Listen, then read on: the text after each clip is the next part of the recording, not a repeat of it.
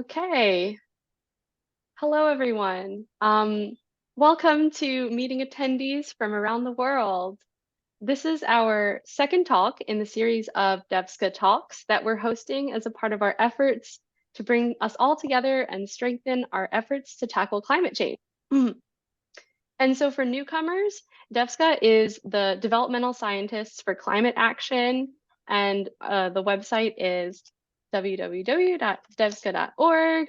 I just put that in the chat. And our mission is to support researchers, educators, and practitioners who are concerned about climate change to foster communication, collaboration, empirical work, and advocacy for action. I'm Tal Waltzer, a postdoctoral scholar in psychology at UC San Diego.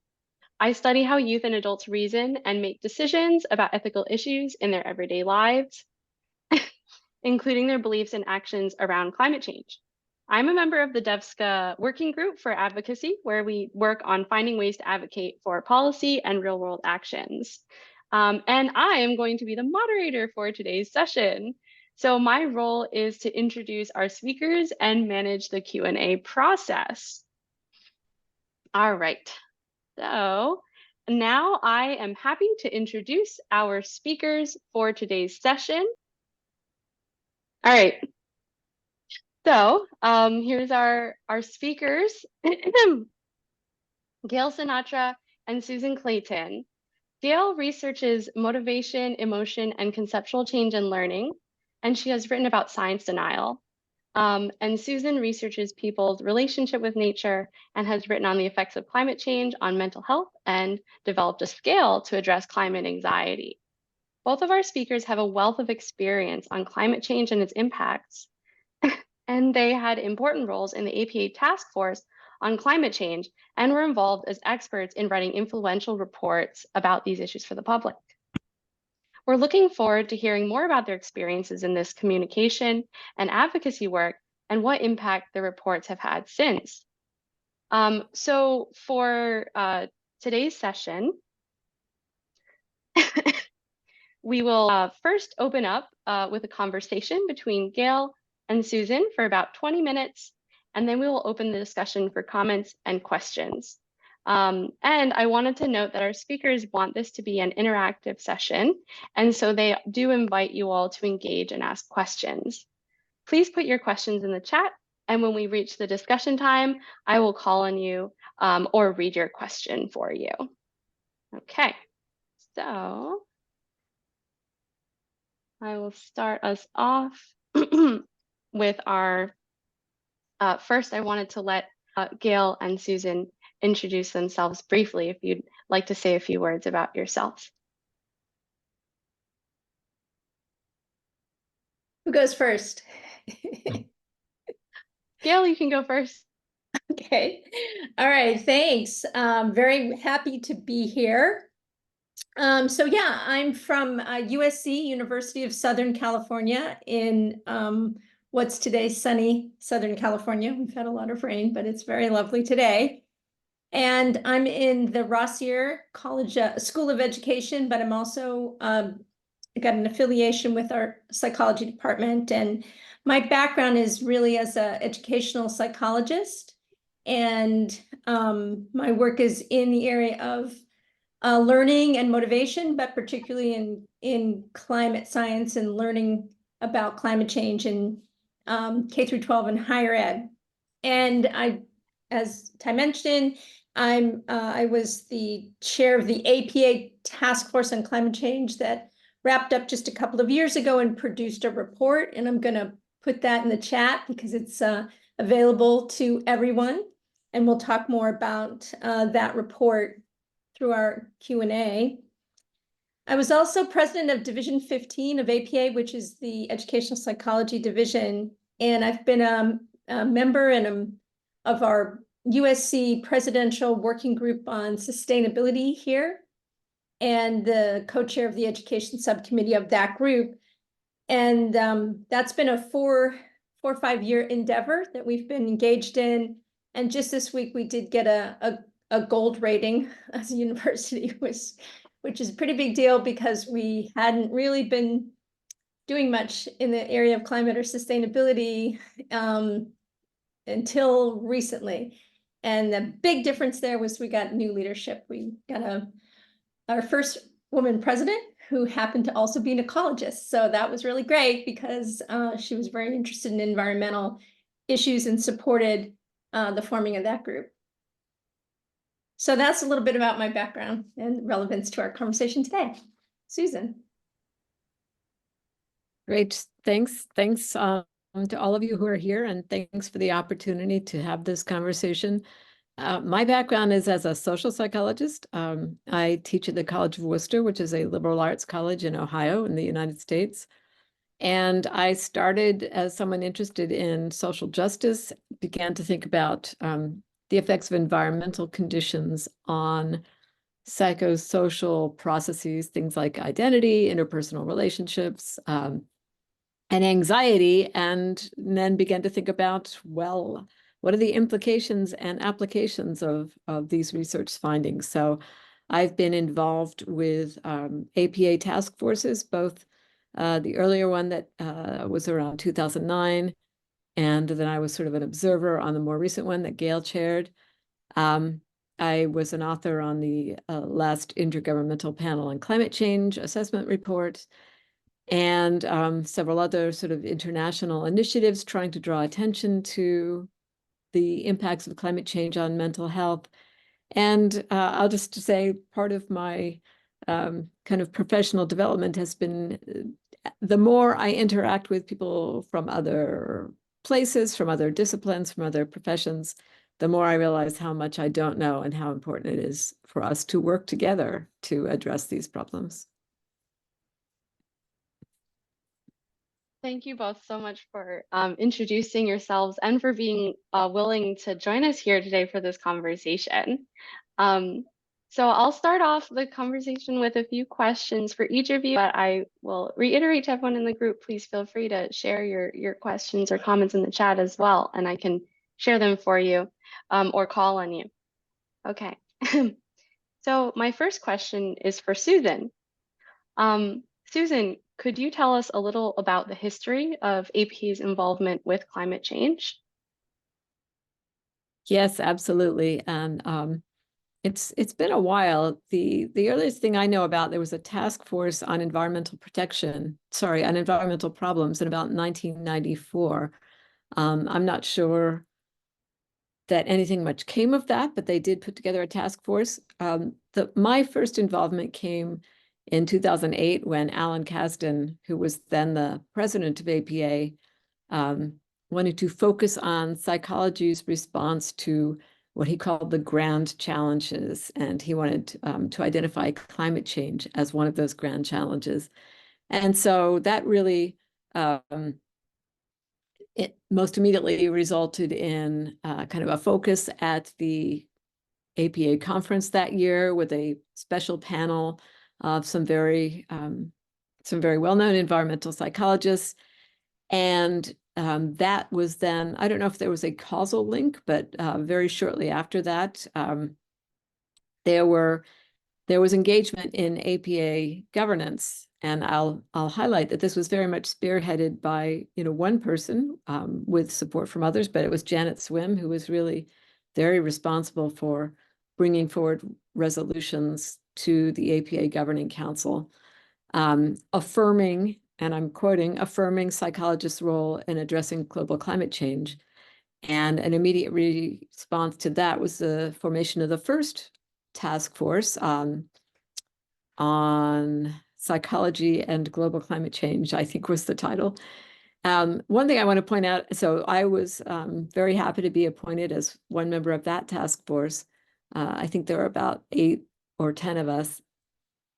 And I want to highlight that we made the decision, which was fairly novel at that time, to meet virtually. APA is very happy usually to pay people to travel around, but we said, no, we really felt that we should do this.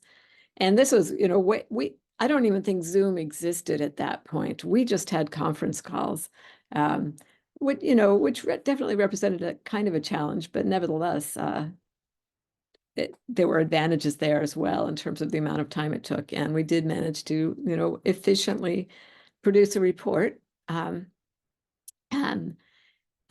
which included policy recommendations, which were, just very briefly, encourage psychologists to become involved in addressing climate change, address the impacts of APA as an organization, and develop public outreach to help people understand the issue, to help people adapt to the changing climate, and to facilitate collaborations with other organizations. We also published that, more or less, a revised version of that report as a special issue of American Psychologist, which was, I think, very useful in terms of getting it out to a broader public. The reaction from APA Governing Council was very supportive, enthusiastic, I would say mostly symbolic. So we really did not see a lot of changes immediately following that. But you did get a growing sense of recognition that psychology needed to be part of this discussion.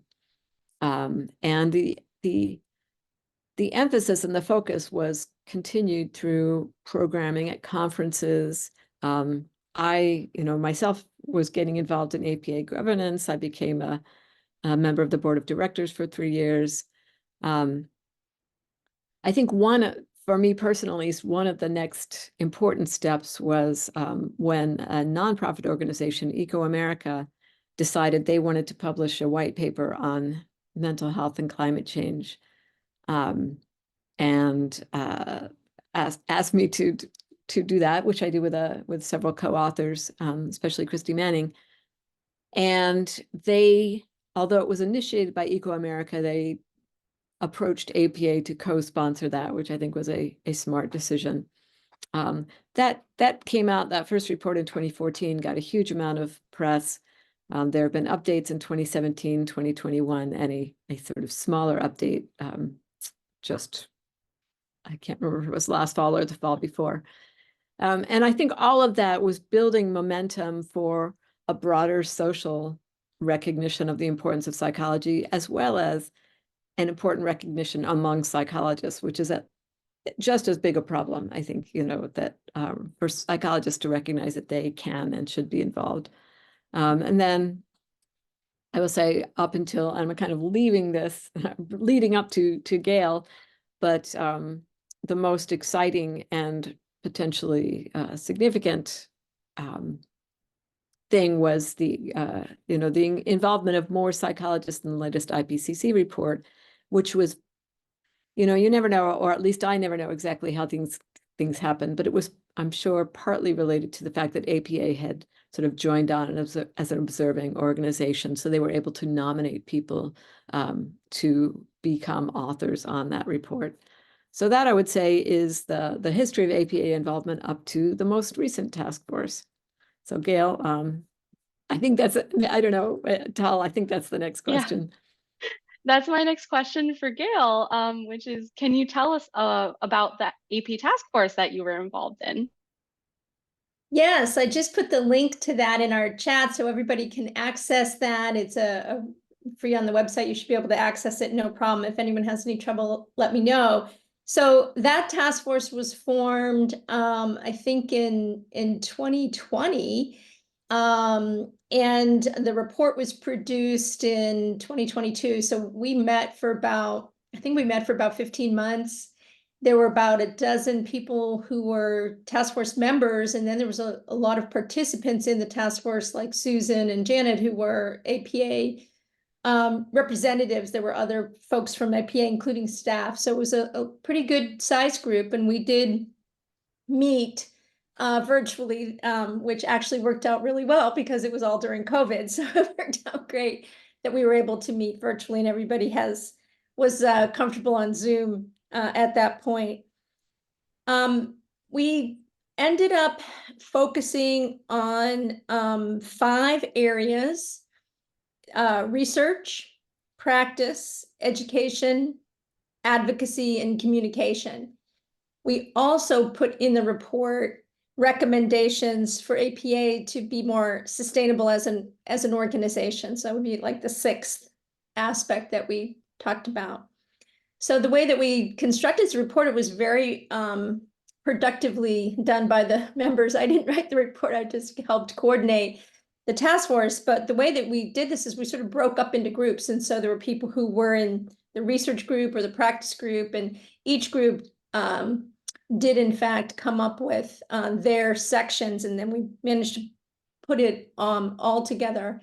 And for the most part, we actually didn't have a lot of disagreements. I think we had a few issues that some people wanted to push a little bit more one way than another way, but we really did not have any knockdown, drag out disagreements. It was actually a pretty conciliatory group, and everybody was pretty much on the same page. And the thing that we really did focus on, and you'll see this if you access the report, was on action steps. So this isn't a journal article where you have all the research done by Susan and others in this area. It's not really a review of research at all. It's really focused on action steps that psychologists can take in each of those areas. So in that way, we're very proud of the fact that it was action oriented.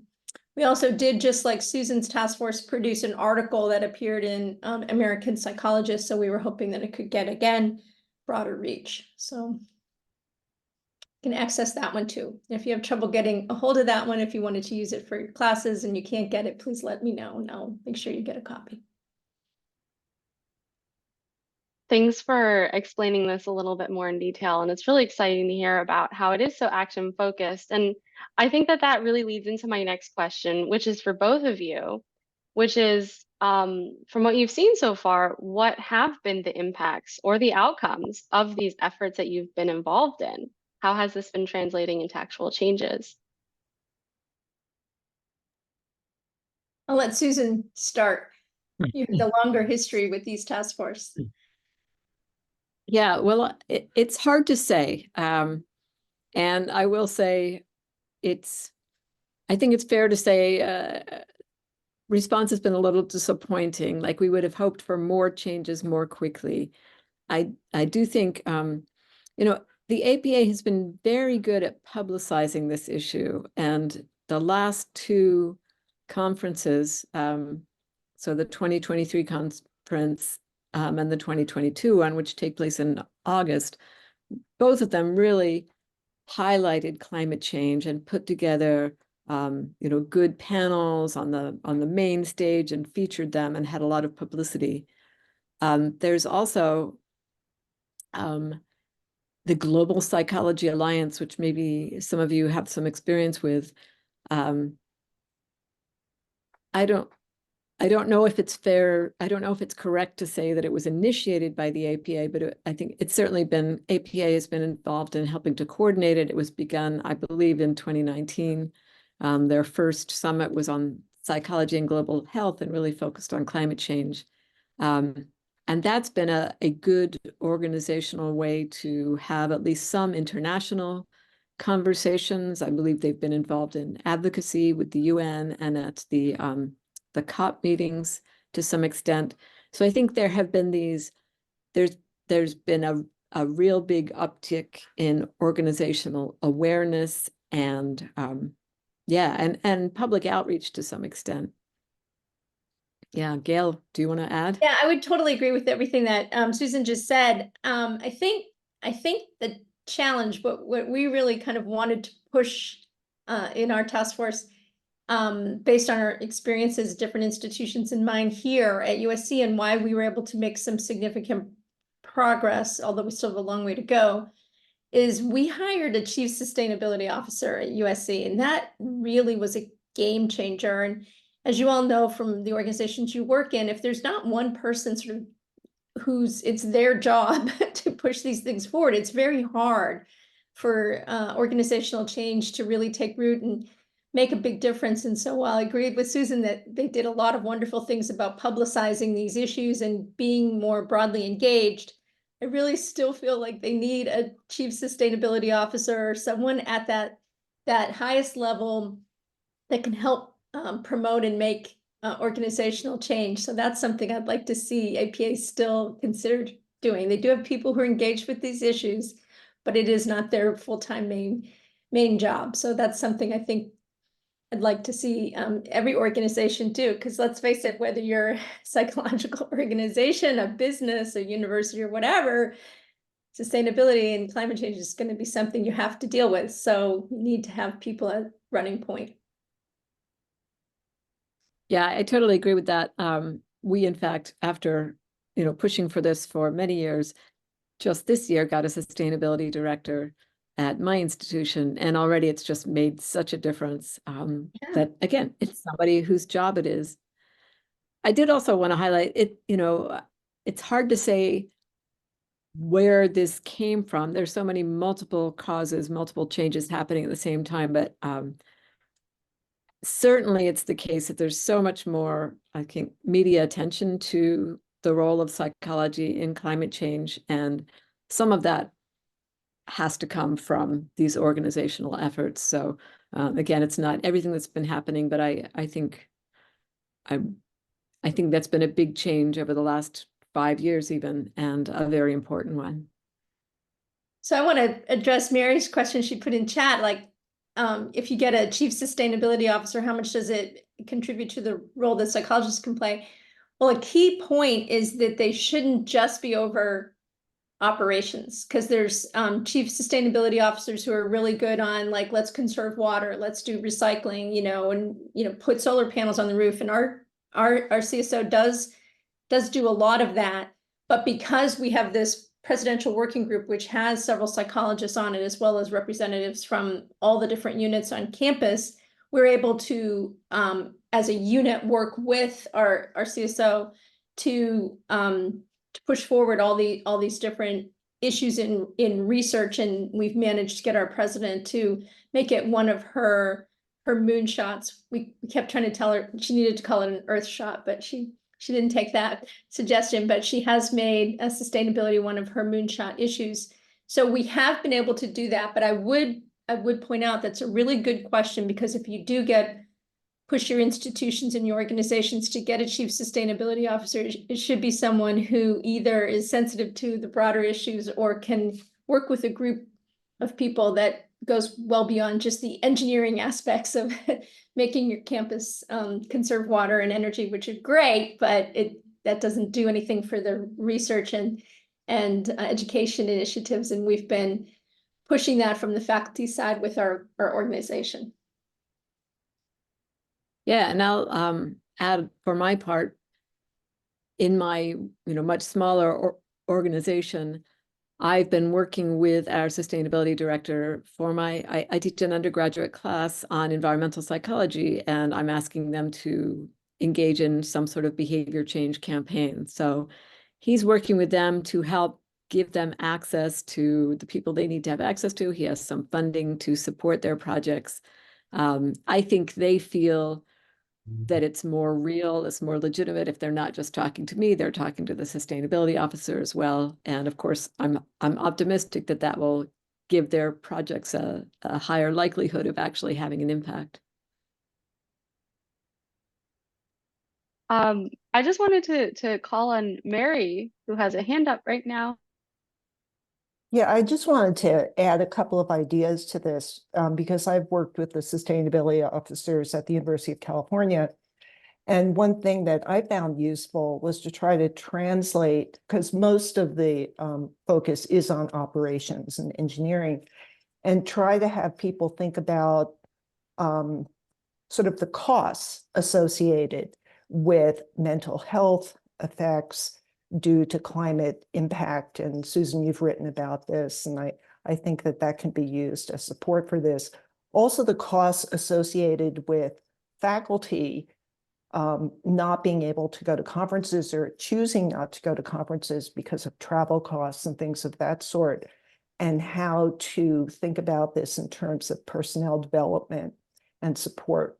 And so somehow translating some of these into costs to the institution, either in terms of personnel erosion or in terms of really mental health impacts, I think can be very useful.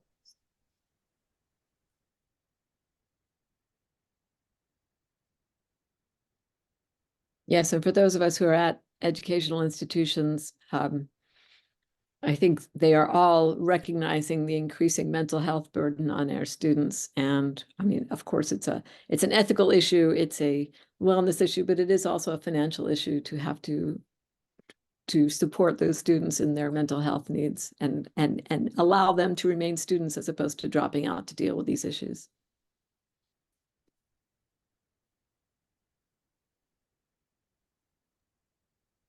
So unless people want to follow up on this right now, I would like to ask my next question, which I feel like we've started to transition towards, which is talking about what we can do kind of beyond the scope of specifically the task force, and just ask for both of you, what do you think psychologists can do about the climate change, about the climate crisis, and what are some opportunities for people to get involved in?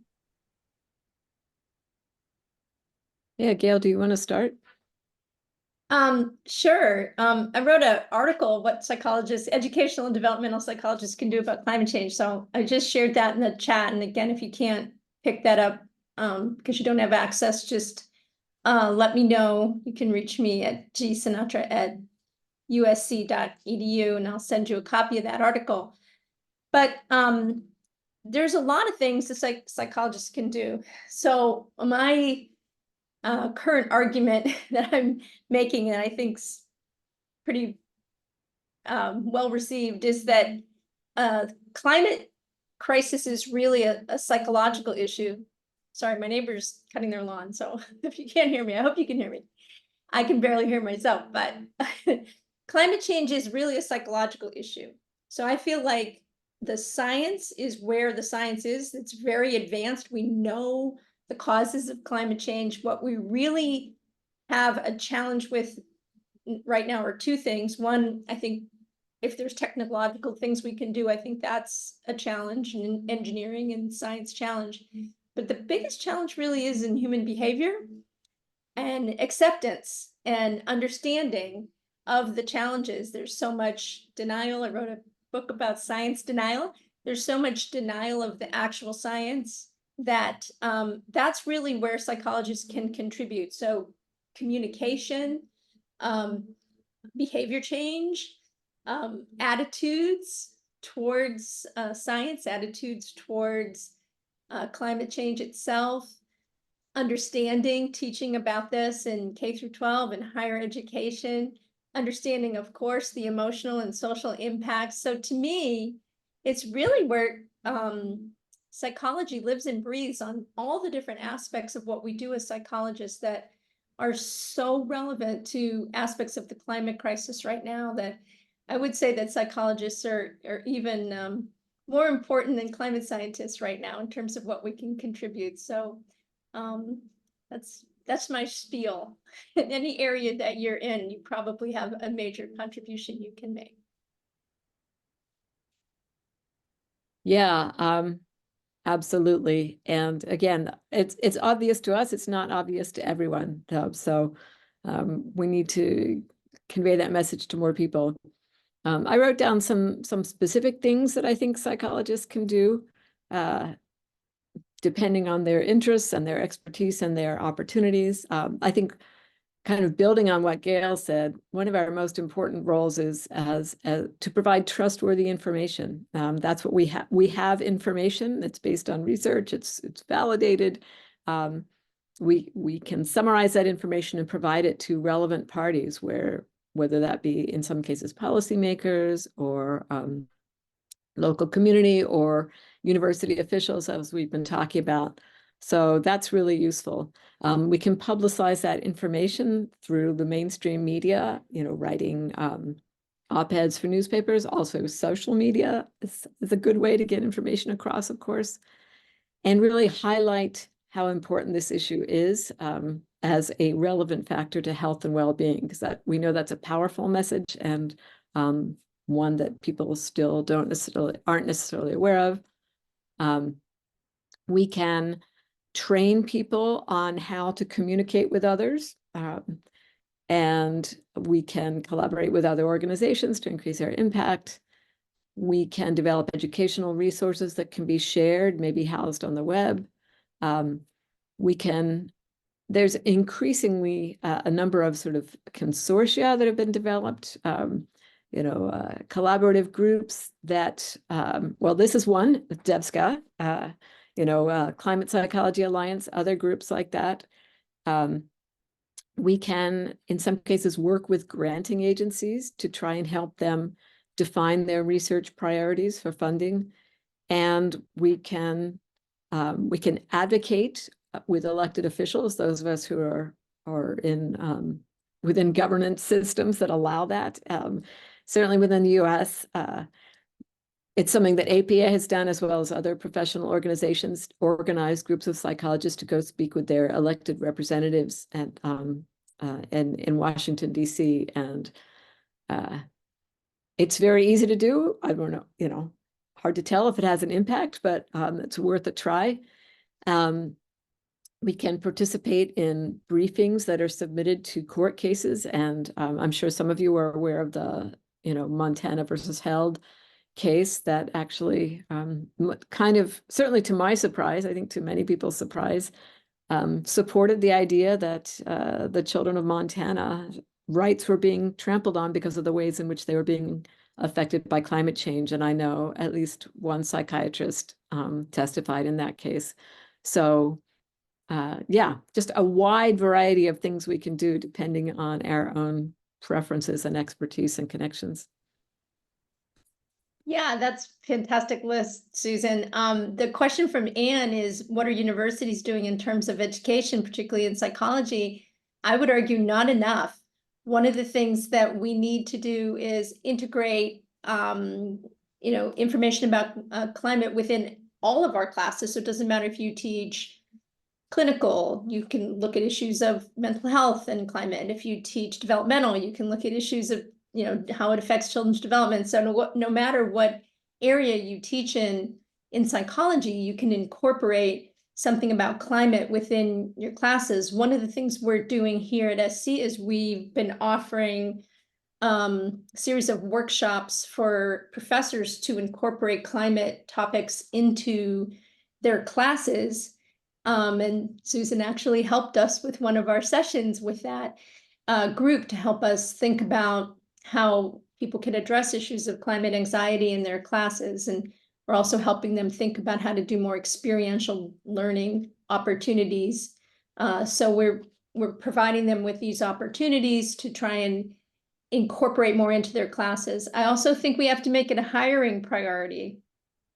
And as I think that this issue cuts across every issue, whatever your next hire is, it doesn't matter if it's developmentalist or if it's a social psychologist or a clinical psychologist, it doesn't matter because this issue is relevant to any of those areas. And so one thing to do is push in your units to get more expertise on your faculty to help incorporate even more into your classwork and your coursework to prepare future psychologists to deal with these issues.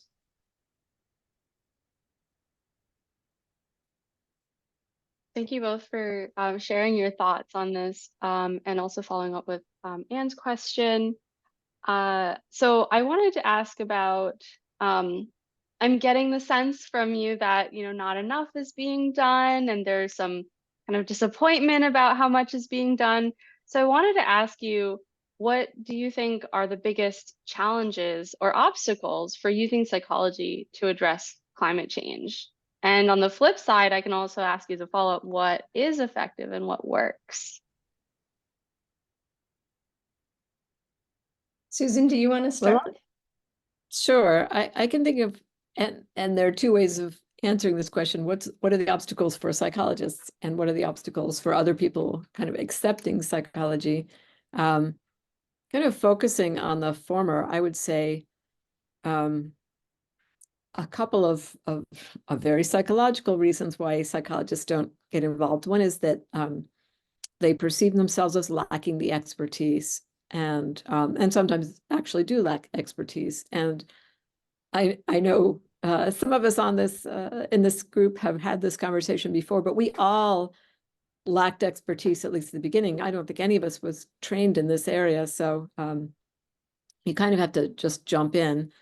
But for people who have very distinguished careers and have spent their lives as psychologists without giving any thought to environmental issues, it can be a little threatening to try and jump into this area that you don't have any background in. So that's one issue. And I think another sort of cultural barrier is our desire to be seen as objective and not taking a political stance. And climate change is still politicized to, especially in the US, but not only in the US, to a ridiculous degree. So those are two things I'll sort of highlight. Yeah, what I would say, agreeing with everything that Susan just said, but what I would say is that one thing that I think that people think they have to change their entire research agenda if they want to address issues of climate, and I think that's not true. I can think of just about, what do we have, 52 or something different sections of APA. I think all 52 of them have ways that can contribute. So whatever your research agenda is, I think you don't have to throw that out. In fact, I think the opposite. I think it's very important that you take your expertise in whatever area it is and think about how that can contribute to climate. So you can just continue in your research area, but if you're in cognition, you can think about, how do people think about this? How do they reason about it? If you're in development, because what's developmentally appropriate conversations to have about anxiety and climate? So every area that you're in, there's a way that you can connect your research to this challenge. And it also means you don't have to stop doing your other work either. So I think that's something that people get concerned about. I don't know anything about this. Yes, you do. You have expertise in your area that's very relevant. And that's where I think people can make a huge contribution, is applying what they know to this problem. Yeah, and I realized I talked about what was barriers, but I didn't talk about what was effective. I think what can be effective is admitting what you don't know and recognizing what you do, to sort of build on what Gale was saying. So learning how to talk to people who are not necessarily trained in the same thing you are. I think, we use terms differently. We have different standards of evidence, different kinds of data.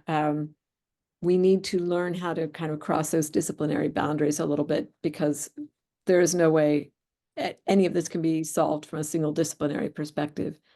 And then again, thinking about what we know that people are interested in. And I think especially there's so much interest in people understanding attitudes, people understanding why.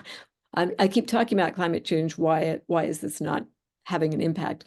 So much interest in mental health impacts, so much interest in impacts on children is certainly, something that concerns a lot of people. So kind of recognizing and building on what we already know that other people want to hear about. Yeah, and then one last point about that is that climate change itself may be controversial, but one thing that really cuts across different political spectrum is health. People are always interested in and always curious about and always, thinking about, talking about, reading articles about health. And so mental health is obviously a health issue. So I think one of our inroads into this space is to frame it more in terms of health. And obviously, from a developmental perspective, children's health, mental health, and certainly physical well-being in terms of pollution that comes from, living near highways, which are, spewing a lot of pollution. So there's issues of physical health as well as mental health related to climate and sustainability. And I think that's an inroad to people, because everyone's interested in health, the health of their children. That's something everyone's interested in.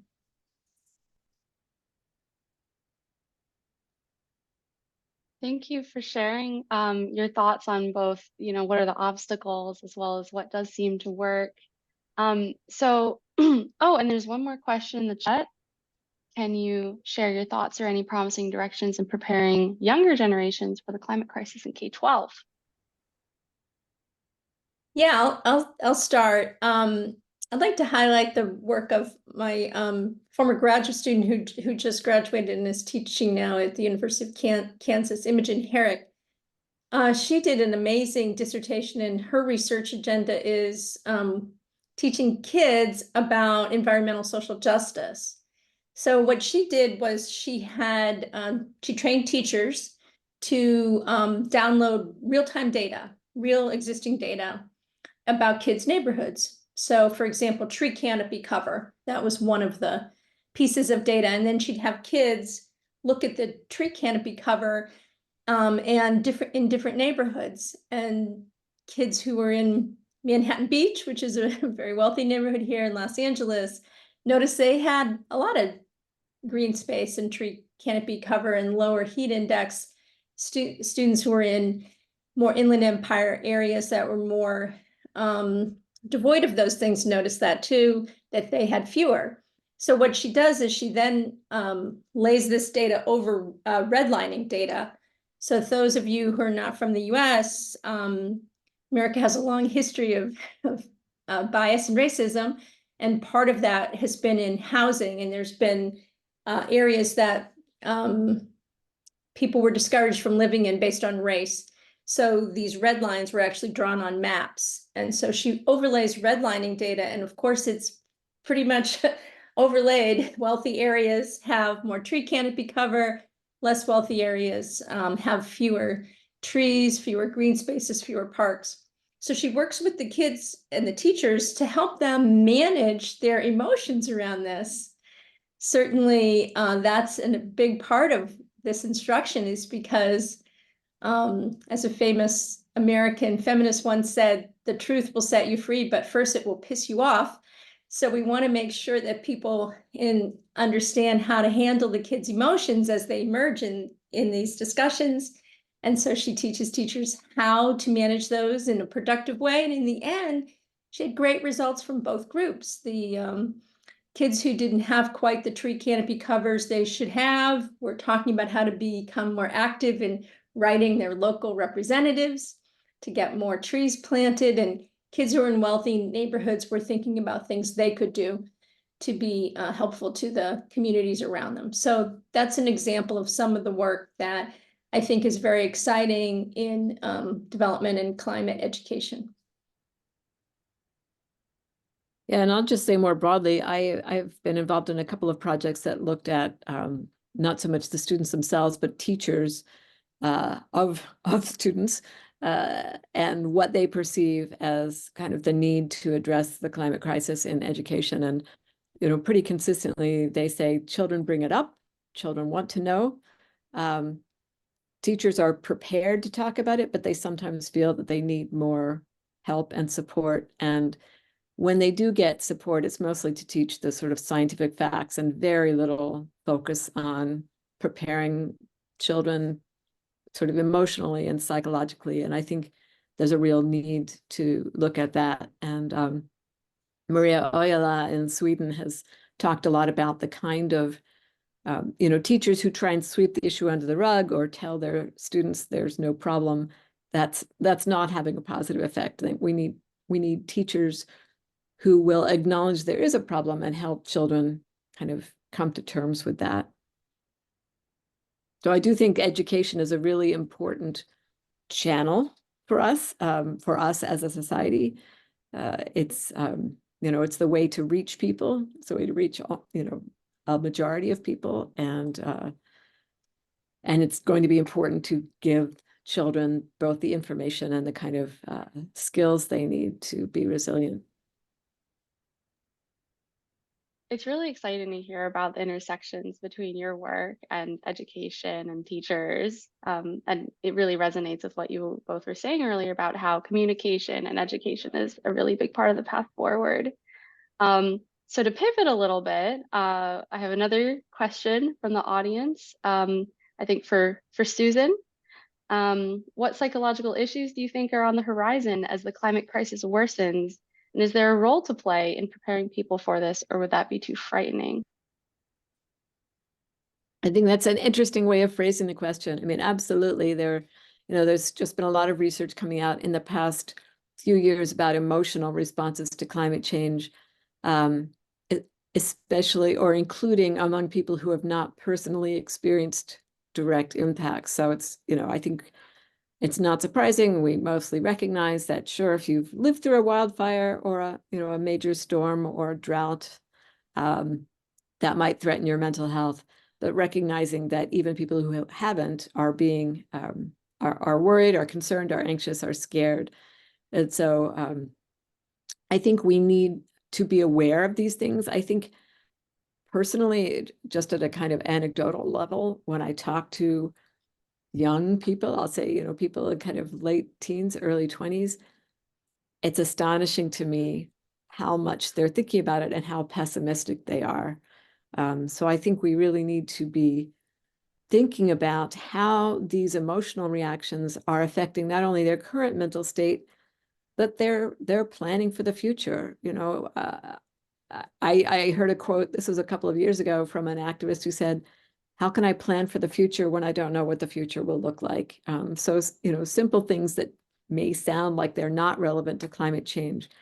Decisions about childbearing, decisions about, do I save money? Decisions about job preparation. How are anxieties about climate change beginning to affect some of those decisions? I think that's a psychological issue we need to be thinking about. And I do think we need to be, although a lot of people don't talk about it because they are just worried, they think that they will make the fears worse.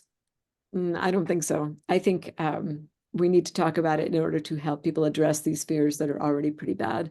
So providing, concrete suggestions for how to adapt, but also emotional skills that will help people, again, not get overwhelmed with anxiety or grief or despair.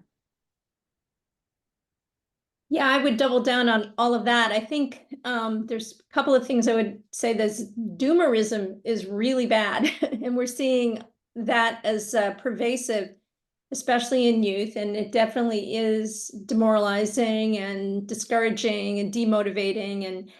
And Susan's work and others shows that if you can be engaged in some sort of climate action, you are going to be probably more able to handle issues of anxiety. So I think pushing back on the doomerism, and I think there's authentic reasons for hope. I think I've been beaten up on Twitter for the last 3 days on this issue, but I'm going to stick with it because I do believe that it's true.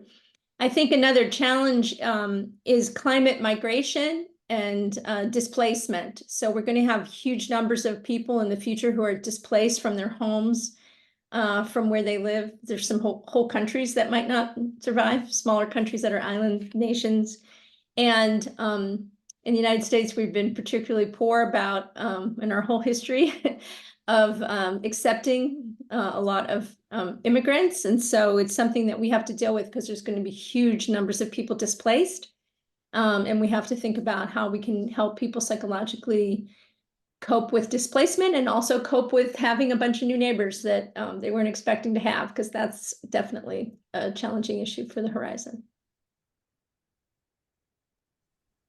So as we're coming to the end of the hour, I think we've got about time for one last audience question, and then we'll start wrapping up. So I'm going to pose this to both of you.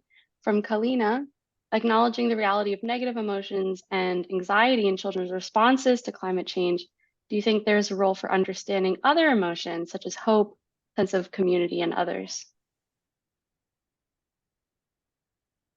Yeah, I really do. I really do. I'm really pushing hope. I just think that, first of all, I think you have to have hope just to get up in the morning. And I think hope is the only way to continue to take action. And I think it's realistic. That's some of the pushback I'm getting. We're all doomed. There's no hope. It's like, that is not true. That is not true. It's only true, if none of us do anything, right? So the doomerism type thing is just don't bother because we're doomed. That actually makes things worse. So the only way we're doomed is if nobody does anything. But we're all doing things. We're seeing huge shifts. I mean, I know Susan has been at this for a long time, as have I. I mean, the difference between now and 15 years ago to me, is just astounding. How many people are interested in this, studying this, talking about this, how it's a political issue. I think it's changed dramatically, and I think that's great. So I do think there's a lot of reasons to be hopeful that are very realistic. Absolutely. And, I think the research has been showing how important hope is. And there are ways to provide hope without, as Gale's saying, without being unrealistic. Maria Oyola, to refer to her work again, she came up with a phrase that I liked, which is defiant hope. I think the choice to be hopeful as kind of a political strategy, that it's not a passive reaction to the facts, it's a decision. I am going to retain hope. But without hope, you won't do anything. And Kalina also just brought up that idea of sense of community. I think there are a lot of positive emotions that people can feel. I'll just say in the context of the climate crisis, some of which has to do with coming together with others who are also interested and also invested and motivated in addressing the problem. So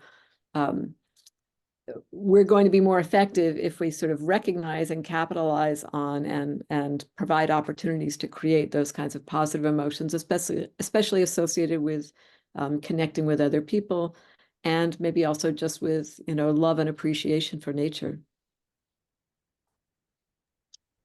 And acknowledging a quote from Anne in the chat, Joanna Macy says, hope is a verb, which comes from action. My mantra is action is the best antidote to anxiety.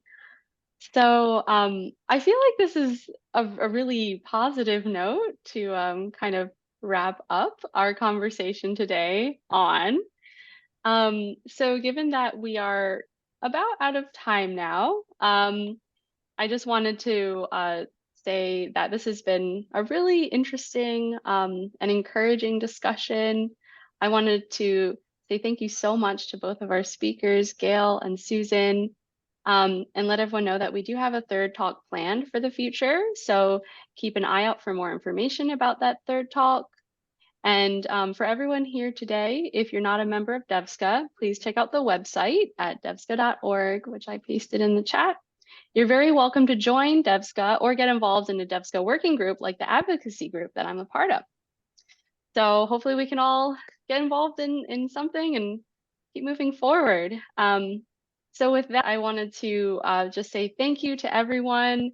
And I'm going to stop the recording now, and a big round of applause and thanks for our speakers. So thank you. Thank you very much. Thanks for having us. Yeah, thanks for this really interesting discussion.